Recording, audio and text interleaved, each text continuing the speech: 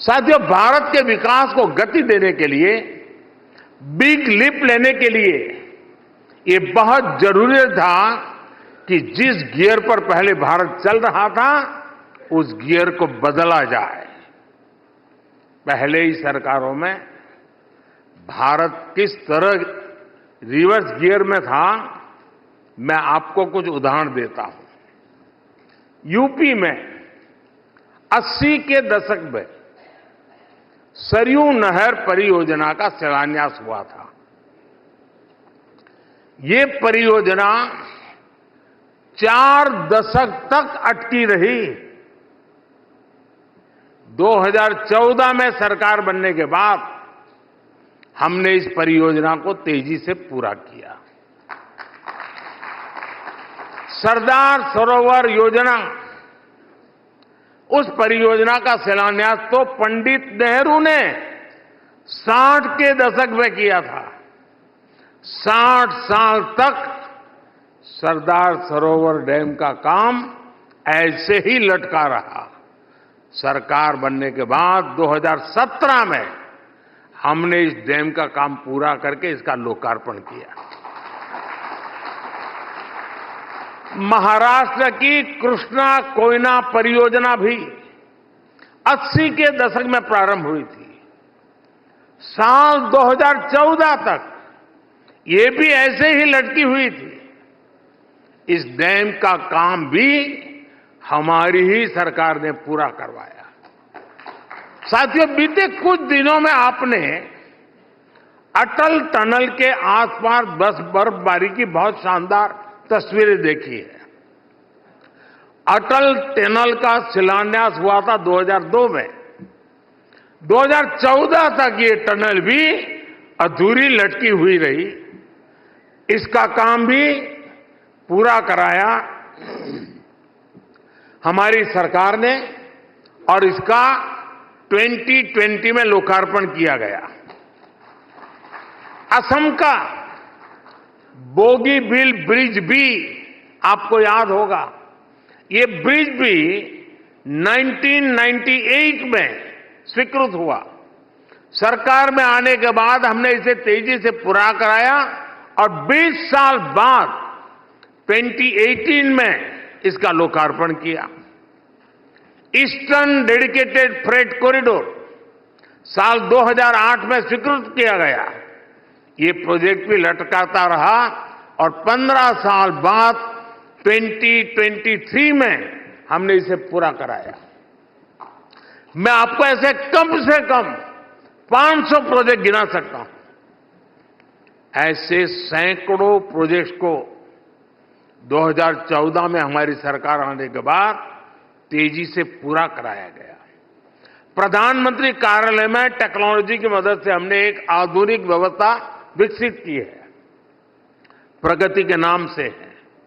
हर महीने मैं खुद एक एक प्रोजेक्ट की फाइल लेकर बैठता हूं, सारा डेटा लेकर बैठता हूं, दशकों से अटके हुए प्रोजेक्ट की समीक्षा करता हूं और मेरे सामने ऑनलाइन सभी राज्यों के मुख्य सचिव और भारत सरकार के सभी सचिव पूरा समय मेरे सामने होते हैं। एक एक चीज का वहां एनालिसिस होता है।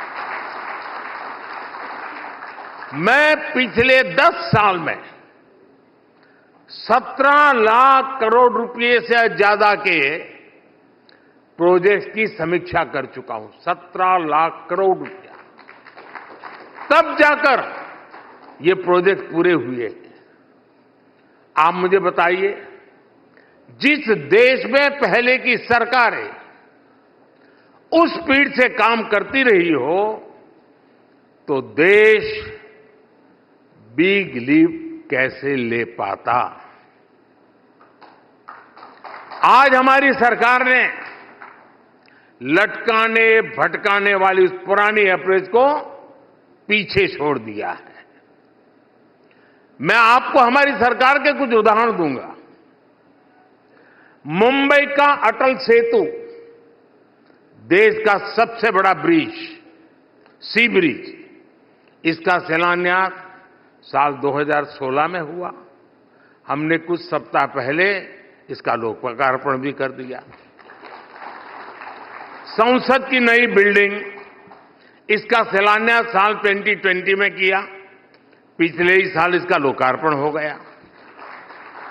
जम्मू एम्स का शिलान्यास साल 2019 में हुआ था, पिछले सप्ताह 20 फरवरी को इसका लोकार्पण भी हो गया। राजकोट एम्स का शिलान्यास 2020 में हुआ था, अभी कल ही इसका भी लोकार्पण हो गया। इसी तरह आईआईएम संबलपुर का शिलान्यास साल 2021 में हुआ और साल 2024 में लोकार्पण हो गया। त्रिची एयरपोर्ट के नए टर्मिनल का शिलान्यास 2019 में हुआ और कुछ सप्ताह पहले इसका लोकार्पण भी हुआ। आईआईटी भिलाई का शिलान्यास साल 2018 में हुआ और कुछ दिन पहले हमने इसका भी लोकार्पण कर दिया। गोवा के नए एयरपोर्ट का शिलान्यास 2016 में हुआ और 2022 में इसका लोकार्पण भी हो गया। लक्षद्वीप तक समुद्र के नीचे ऑप्टिकल फाइबर बिछाना बहुत चैलेंजिंग माना जाता था। इस काम को हमने 2020 में शुरू करवाया और कुछ सप्ताह पहले इसे पूरा भी कर दिया। बनारस की बनास डेयरी का शिलान्यास साल 2021 में हुआ और कुछ दिन पहले इसका लोकार्पण हुआ। कल ही आपने द्वारिका में सुदर्शन सेतु की शानदार तस्वीर देखी है। हिंदुस्तान का सबसे लंबा केबल ब्रिज देश की शान बढ़ा रहा है। इसका भी शिलान्यास हमारी सरकार ने साल 2017 में किया था। मैं जो मोदी की गारंटी की बात करता हूं ना, उसका एक पहलू ये भी है।